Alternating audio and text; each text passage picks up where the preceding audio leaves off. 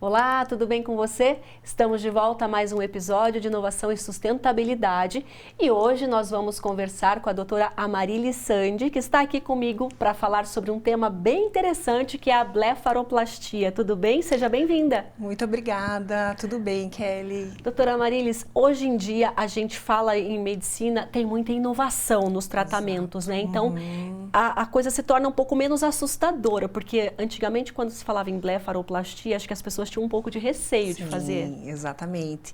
Antigamente era uma cirurgia que a gente fazia, né? Totalmente aberta, né? Não utilizava algumas tecnologias e acabavam sangrando um pouquinho mais, né? Tinha um pós um pouquinho mais sofridinho. Hoje ela realmente com a técnica, com o avanço da técnica mesmo cirúrgica e alguns equipamentos, a gente consegue fazer uma cirurgia com um pós mais tranquilo para o paciente. Existe uma idade correta para a pessoa fazer a blefaro ou assim, a pessoa é jovem ainda e tem já os olhos meio caidinhos? Já, então, coincidentemente, ontem eu atendi uma paciente que ela tem 26 anos. E ela tem, assim, durante a consulta, né, ela, ai, doutora, me incomoda demais a minha pele da pálpebra superior, muito caída, eu não consigo fazer maquiagem direito, a sombra não aparece. E na avaliação, né, que a gente faz um paciente ali antes do procedimento, ela tem total indicação de fazer. Então, com 26, assim, não existe uma idade que eu vou te falar, assim, mas ela realmente vai ser a paciente mais jovem. Já operei paciente de 28, mas 26 e ela tem indicação, então, e o por que que será não? que leva a esse aparecimento tão novinho então, assim? no caso dela, acredito que é mais da característica mesmo da Genética. pele genética dela, exatamente. Não é por uma tomar sol sem protetor? Então, ela não, essa Tá. paciente não. Mas com certeza, né? Se a gente não faz aquele beabá, né, básico de cuidados com o nosso corpo, com a nossa pele, com certeza vai ter um aceleramento desse processo de envelhecimento, de flacidez e tudo mais. E a partir de quantos anos que tanto homem quanto mulher deve começar a cuidar mais dessa parte dos olhos, usar cremes específicos para os olhos, né? Então, a área dos olhos é a primeira área assim, da pele, né? Falando mais especificamente da pele, que a gente começa a perceber esse processo de envelhecimento. Então, a partir do momento que ali o adolescente, o jovem já tem vontade, interesse, né, de ter uma rotina, de cuidar dessa área, já é indicado. Mas lógico, a parte de protetor solar, desde a partir dos 6 meses de idade já é indicado, né?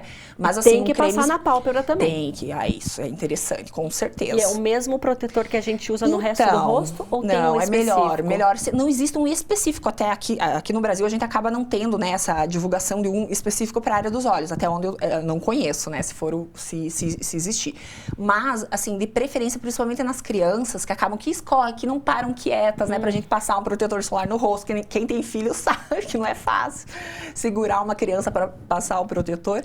Então, eu gosto muito de indicar aqueles de bastão. Tem um protetor solar, várias marcas, que né? não escorre que muito. não escorre, que ele é um bastão mesmo, assim, como se fosse, vamos dizer, um sabonetinho ali, né, mais firminho, ele tem o veículo de uma barra e a gente consegue passar em todo o rosto, ou principalmente nas áreas mais chatas, né, da criança parar ou até de escorrer, né, no olho. Então, e isso hoje em dia, boa. com todos os tratamentos, né, de beleza que existem, os homens estão mais vaidosos. Você tem muitos pacientes homens que faz essa área dos olhos? Inclusive, essa cirurgia de blefaro muitos pacientes homens nunca nem fizeram nenhum procedimento estético e a primeira coisa entra nesse mundo, né, de procedimento com a blefaroplastia. É uma das primeiras, porque incomoda. Ela não é somente estética, né, essa cirurgia. Ela é muito funcional também, né? Porque ela com acaba, certeza, né? Pesando Pesa, o olhar, né? Exatamente. Você acaba usando muito mais a musculatura da fronte, então acaba porque você tenta segurar, né, para abrir mais os olhos, né? É isso aí. Então, aí acaba fazendo já as rugas de expressão, uma coisa leva a outra. Exatamente. E muitos pacientes também que começam assim, hoje como, né, a parte de procedimentos minimamente invasivos estão muito difundidos e muitas pessoas já começaram a fazer há muitos anos. E aquela paciente que acaba sempre fazia a toxina botulínica, né? E sempre ficou perfeito. Aí, a partir do momento, ela fala assim, ai, doutor, mas eu comecei a fazer aqui, começou a cair, parece que minha pálpebra no pós, depois da, né, ali, principalmente aquele primeiro mês, né, quando a gente faz a toxina, ela ficou mais pesada. Então, assim, já é um indicativo porque a toxina botulínica acaba paralisando essa musculatura pra gente não movimentar e fazer aquelas marquinhas, né? Então, como aqui fica paralisado, então você não utiliza mais aquela musculatura para tentar manter aberto. Na verdade, é o diagnóstico, né? Como se o paciente não estivesse utilizando aquela musculatura como seria o natural dela. O músculo do olho que tem que fazer essa força. Que tem que fazer essa força. E acaba aqui sobrando, né? Pele, porque aqui a gente não tá mais utilizando para erguer. E qual que é a diferença, doutora, da cirurgia que era feita antigamente para a cirurgia de agora? Então, a cirurgia de agora a gente utiliza para fazer todo o corte, para fazer a coagulação, toda feita a laser. Então, acaba que quase não sangra durante a cirurgia, né? E a técnica também é adequada e já vai fazendo assim. No final da cirurgia, até quando a gente olha o campo cirúrgico, praticamente não tem sangue. A gente utiliza cotonetes para ir secando ali um sanguinho ou outro que aparece. Nossa. Então, é um procedimento, assim, super tranquilo. Recuperação tranquilo. Bem tranquila. Muito tranquilo. Quanto tempo uma pessoa que faz uma cirurgia de blefaro demora para poder voltar às atividades normais? Essa é uma pergunta também diária e varia muito conforme o trabalho, a função daquele paciente, né? Mas, eu sempre falo assim, repouso absoluto mesmo, você ficar entre 1 a 2 dias. É de olhinho fechado, deitadinho? Tu pode, né, caminhar em casa, mas assim, a gente tem um cuidado mais, assim, de ficar colocando gelinho pra não ir demasiado demais. Então, esse primeiro dia é o mais, né, assim, que tu fica mais parado mesmo, deitadinho, cuidando ali, fazendo bastante gelo. É de 1 até 3 dias. A partir desse tempo, dependendo muito da tua função, você já poderia até voltar, né? Se é um trabalho que você fica... muitas pessoas hoje acabam trabalhando muito em casa, office, né? Fica no computador. Então, muitos pacientes acabam conseguindo trabalhar porque fica a partir uma cicatriz, né? Fica aquele cortinho bem rente aqui no côncavo do olho atrás. Quando abre o olho quase não aparece. Não aparece, né? Exatamente. E ali no pós-cirúrgico, o paciente fica com um micropore, que vai deixar um dia só. Depois ele já tira até aquele micropore e fica ali com a cicatriz, né, com os pontinhos. E aí já vai ter um produtinho específico para estar usando. E é isso, os remedinhos cuidados. Mais leves. Medicação oral, olha, a gente nem indica para, né, mais especificamente, lógico, um paciente ou outro a gente, né, acaba indicando alguma coisa. Mas a maioria dos pacientes não precisam nem de medicação para dor, por exemplo, no pós-operatório. E antigamente era completamente diferente. Antigamente era bem diferente, sofrido. Era mais sofrido. O paciente acabava edemaciando mais, sangrando mais, tinha um pós mais chato, né? Então, Eu perguntei da idade mínima, né? Existe uma idade máxima para se fazer esse procedimento?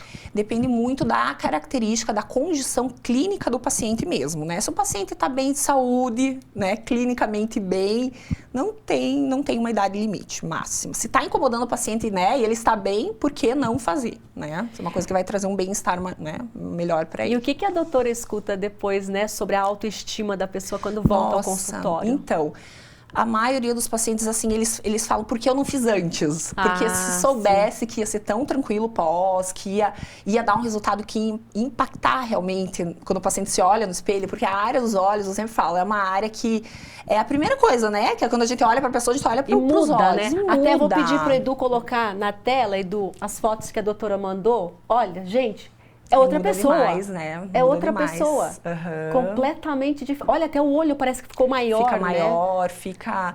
É outra... E essa é uma paciente, né, já com 70 e poucos anos. Então, gente, mas é incrível. É incrível. Vamos para outra foto, Muda Edu? demais. Aqui é uma o cortinho, foto, né? exatamente, do como fica imediatamente após a cirurgia. Quanto tempo para essa cicatriz ficar mais levinha? Ela fica assim, ó, em 7 dias, em média, a gente já tira esses pontinhos. Rapidinho. Rapidinho.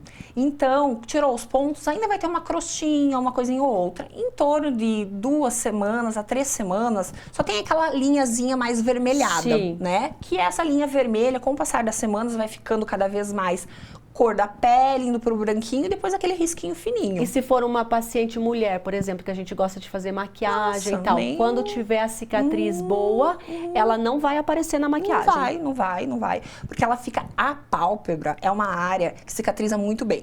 Ela tem uma toda... Apesar de ser fininha, exatamente, por ser exatamente fina. Tá. A cicatriz não fica hipertrófica, não forma queloide, inclusive, que é uma característica que algumas pessoas têm, Será né? que é pela falta de gordura ali na região?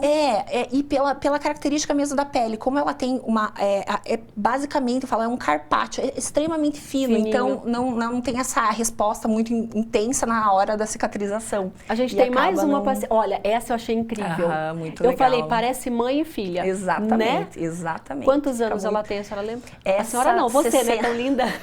60 e poucos anos, essa paciente. Gente, mas ficou incrível, né? Ela deu uma arrumadinha na sobrancelha ali, ó. A pessoa já se empolga, autoestima, né? já, né? E naquela primeira foto até eu acabei nem comentando, mas tem uma outra cirurgia que a gente faz muito associada com a bléfaro superior, que é uma cirurgia de lifting de supercílios também.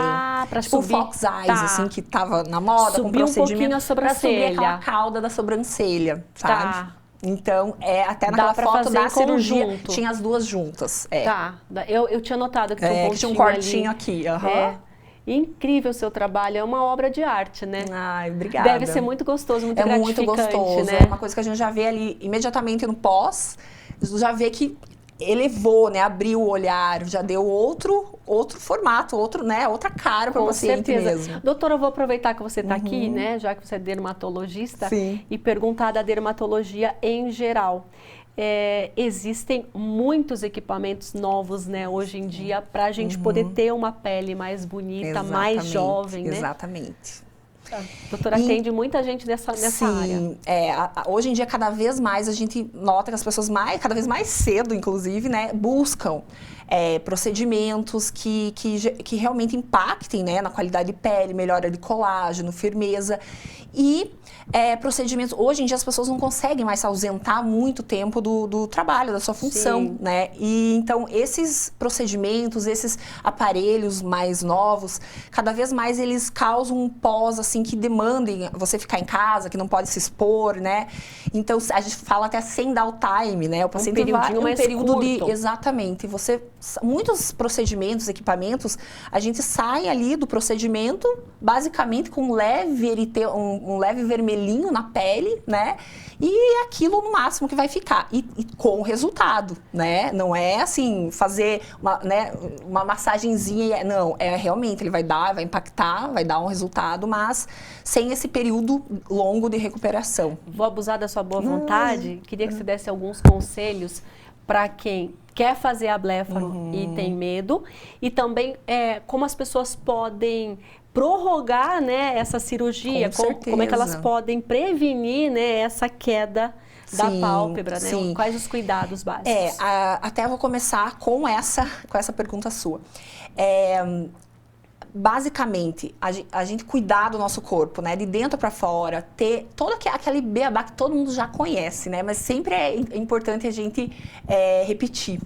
Então, ter uma alimentação saudável, praticar atividade física, evitar tabagismo, né, bebida alcoólica, tudo isso... Tomar muita água, hidratar muito, né, cuidar da saúde como um todo, né, isso tudo impacta muito na nossa qualidade de pele, inclusive. Então, o quanto antes começar com esses cuidados, melhor. E, mais especificamente, a pele. Então, começar assim, mães, né, que tem seus filhinhos lá, começar pelo menos o protetor solar, né, diariamente mesmo. Desde bebê. Desde bebê. A partir de 6 meses, a gente já indica, né, o protetor solar.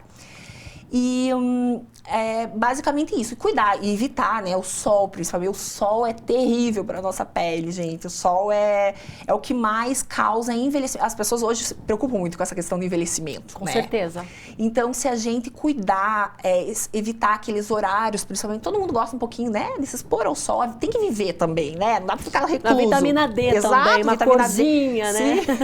Mas, assim, pelo menos evitar aqueles horários das 10 da manhã até as 4 da tarde.